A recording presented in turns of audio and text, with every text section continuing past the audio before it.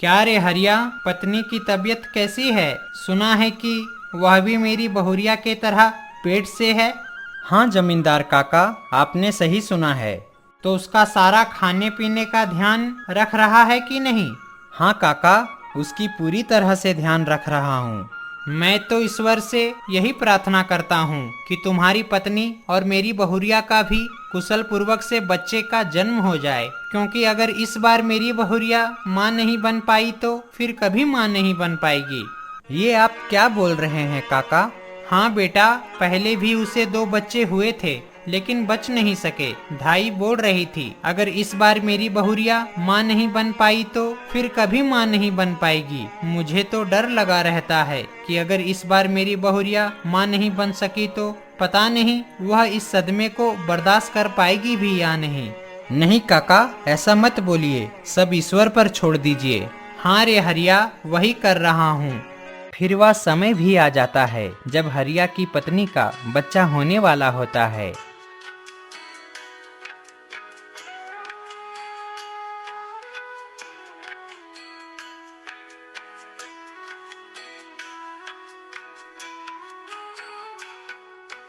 मुबारक हो हरिया, लड़का हुआ है।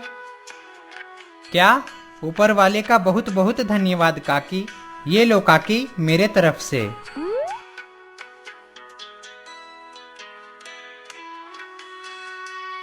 अले अले अले, मेरा राजा बेटा, मेरा बेटा, मेरा मुन्ना।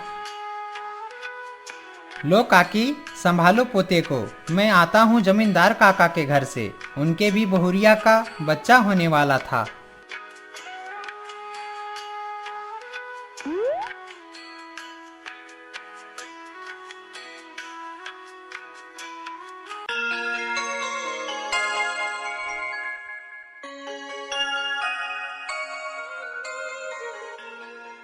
क्या हुआ काका, आप बहुत उदास दिखाई दे रहे हो? क्या होगा हरिया, वही हुआ जिसका डर था। अब भगवान जाने बहुरिया को रहने देगा कि उसे भी उस बच्चे के तरह ले जाएगा।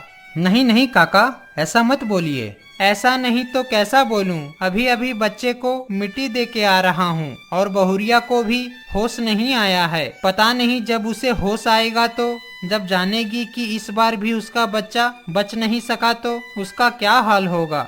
आप चिंता मत कीजिए काका, ऊपर वाले ने चाहा तो मेरी पत्नी को और बच्चे होंगे। यह उसका पहला बच्चा है। आप मेरे बच्चे को भाभी के झोली में डाल दीजिए और जब भाभी को होश आएगा तो वह बच्चे को देखकर उन्हें खुशी का ठिकाना ना रहेगा। हरिया, ये तू क्या बोल रहा है? तुझे पता भी है तेरी पत्नी पर क्या बीतेगी? काका, आप चिंता ना कीजिए, मैं अपनी पत्नी को संभाल लूंगा। इतना कहकर हरिया अपने घर बच्चे को लाने चला जाता है।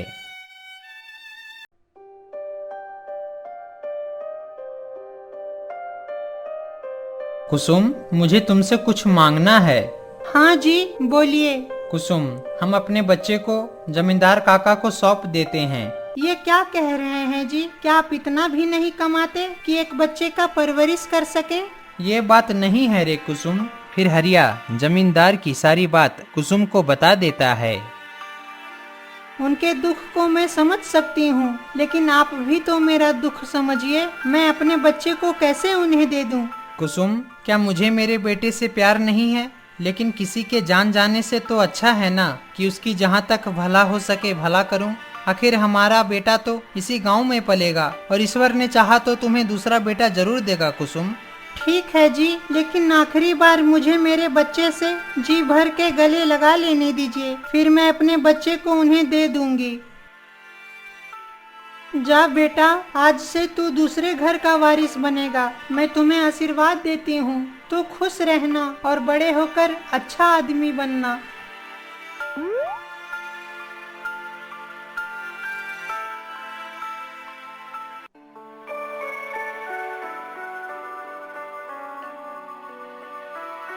लीजिए काका अपने पोते को।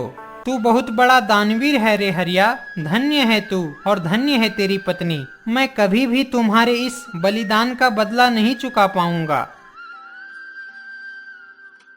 काका, लेकिन आप मुझसे एक वादा कीजिए कि यह बात आप किसी को नहीं बताएंगे। बेटा, मैं तो वादा नहीं कर सकता हूँ, लेकिन कोशिश करूँगा अपने आप को शांत रखने का।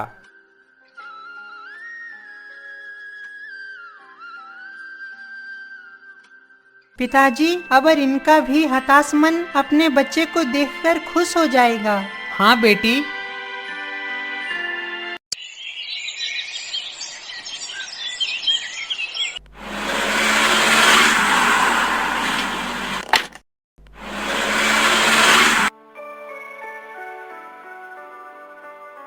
जीते रहो बेटा। सुनैना का क्या हाल है इस बार, उसका या यानी हमारा? हाँ बेटा, मैं समझ रहा हूँ, पोते के बारे में सुनना चाह रहे हो ना। इस बार ऊपर वाले ने हमारी सुन ली। इस बार ईश्वर ने तुम्हें बेटा दिया है। सच में पिताजी, हमारा पुत्र बहुत सुंदर है। हाँ बेटा, सब ईश्वर की कृपा है। मैं तो इसका नाम भी सोच लिया हूँ। बताइए पिताजी, आप अपने पोते का क्या नाम सोचे हैं? बेटा, मैंने अपने पोते का नाम शुभम सोचा है। बहुत अच्छा नाम सोचा है पिताजी। पिताजी, मैंने सोच लिया है, मैं अपनी नौकरी छोड़कर गांव में ही एक कारोबार शुरू करूंगा और यहीं अपने परिवार के साथ जीवन बिताऊंगा। बहुत अच्छा सोचा है बेटा। मैंने तो तुम्हें पहले भी कहा था कि तुम कहाँ अपने इस गांव को छोड़कर शहर में नौकरी करोगे। तुम्हारे बाप दादा इस गांव के जमींदार रह चुके हैं। यहीं पर कोई कारोबार कर लो ताकि तुम अपने पूर्वजों का भी संपत्ति का ख्याल रख सको। आखिरकार आज तूने ये बात बोल ही दिया।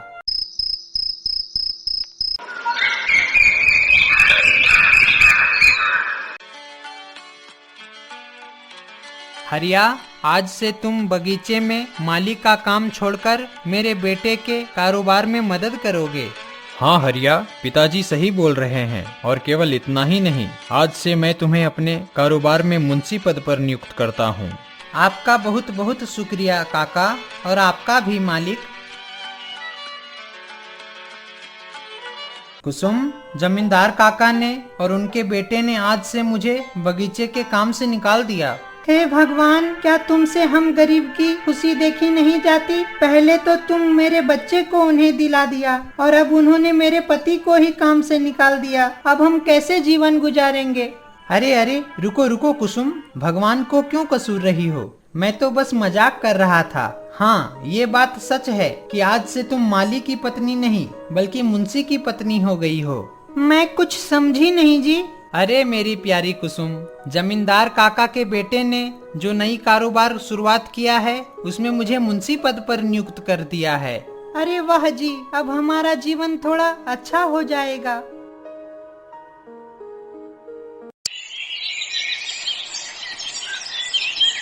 अच्छा कुसुम, तो मैं काम पर चलता हूँ। ठीक है स्वामी।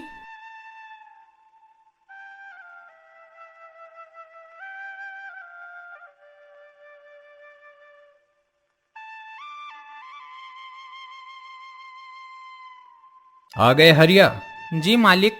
मैं कुछ काम से शहर जा रहा हूँ, शाम तक आऊंगा। पिताजी यहीं रहेंगे, कारोबार अच्छे से चलाना। अच्छा ठीक है मालिक।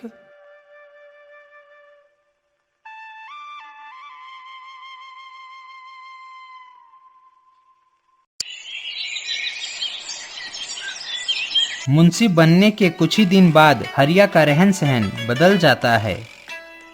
स्वामी, हमने जीवन में बहुत गरीबी काटी है और आज ईश्वर ने हमारी सारी गरीबी की दुखों को सुखों में बदल दिया है। केवल हमारी एक इच्छा को उसने पूरा नहीं किया। कौन सा इच्छा पूरा नहीं किया कुसुम? हमारे पहले पुत्र के बाद उसने हमें दूसरा कोई संतान नहीं दिया। मुझे तो अभी भी अपने गोद में बच्चे को खिलाने का मन करता है जी। जाने दो कुसुम, नाराज मत हो। हम अपने बच्चे को दूर से ही देखकर संतोष कर लेंगे।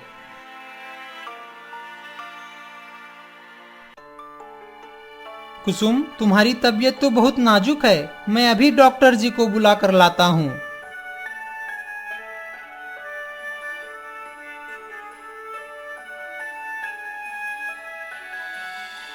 डॉक्टर जी, कृपा करके मेरे घर चलिए। मेरी कुसुम की हालत बहुत नाजुक है।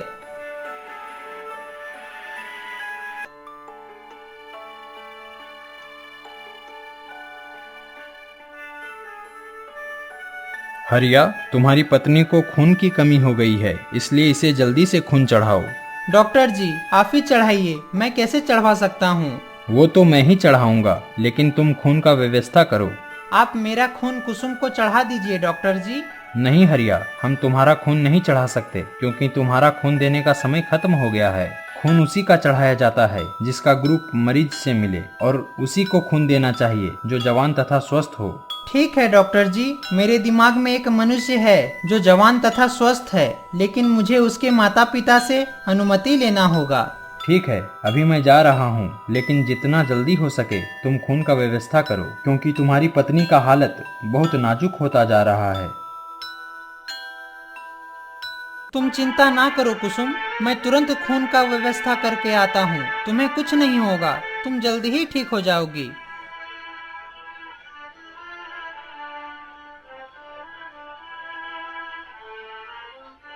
मालिक मालिक, मेरी पत्नी बहुत बीमार है। हरिया सारा बात राजेंद्र को बता देता है। हरिया, फिर तुम जवान तथा स्वस्थ व्यक्ति का खून का व्यवस्था कैसे करोगे? मैं भी तो खून दे नहीं सकता हूँ, मेरा भी उम्र हो गया है। मालिक, एक एहसान कर दीजिए मुझ पे। बोलो हरिया, क्या करना होगा? मैं तैयार हूँ। आप अपने पुत्र शुभम का खून मेरे पत्नी को चढ़वा दीजिए, आपका बहुत बहुत आभारी रहूंगा। हरिया, तुम्हें पता भी है तुम क्या कह रहे हो? अरे मैं आज तक तुम पर इतना एहसान किया, और इस वक्त जब मैंने बोला क्या करना होगा तो तुम मुझसे इतनी बड़ी चीज मांग लिए। अरे मेरा एक ही बेटा है जो मेरे प्राण से भी प्रिय है, तूने सोच भी कैसे लिया कि मैं तुम्हें उसके खून चढ़ाने की अनुमति दे दूंगा? नहीं नहीं राजेंद्र, वास्तव में शुभम तुम्हारा बेटा नहीं है। नहीं काका, नहीं नहीं हरिया, आज मुझे बोलने दो, आज मुझे मत रोको। राजेंद्र, सच तो यह है कि सुनैना का तीसरा बच्चा भी जन्म के बाद बच नहीं सका था, और उस वक्त मैं बहुत चिंता में था कि मैं अपनी बहू को खो ना दूं। उसी दिन हरिया का भी बेटा जन्म लिया था, सो हरिया उस दिन मुझसे मिलने आया था, और मेरे दुख को देखकर उससे बर्दाश्त नहीं हुआ, और वह खुद के बेटे को सुनैना के झोली में डाल दिया। और हरिया इस आशा में कि उसके पत्नी का दूसरा बच्चा होगा, उसने पहले बच्चे को सुनैना के झोली में डाल दी, और बेचारी का फिर कोई संतान नहीं हुआ। ये कैसे हो सकता है पिताजी? नहीं, मैं तब तक विश्वास नहीं कर सकता हूँ जब तक पूरी सच तक ना जाऊँ। चले जाओ हरिया, मुझसे किसी भी प्रकार की आशा मत रखो। हरिया निराश होकर घर चला जाता है।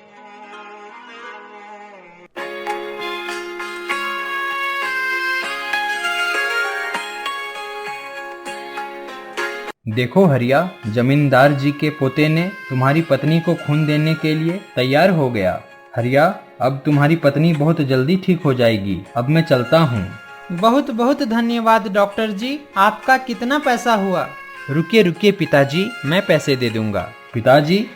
हाँ डॉक्टर जी, ये मेरे जन्म देने वाले माता पिता हैं, और इसी बात का पूरा सच जानने के लिए आपको मेरा डीएनए से मेरे इस पिता का डीएनए का और मेरे उस पिता के डीएनए का मैच टेस्ट करना होगा। ठीक है शुभम, कल तुम दोनों पिताओं को लेकर मेरे पास आ जाना।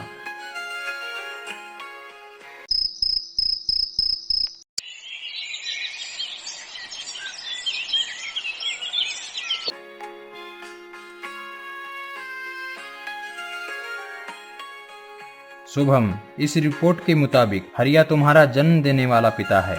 देखा ना बेटा, मैंने कहा था ना, शुभम हरिया का बेटा है।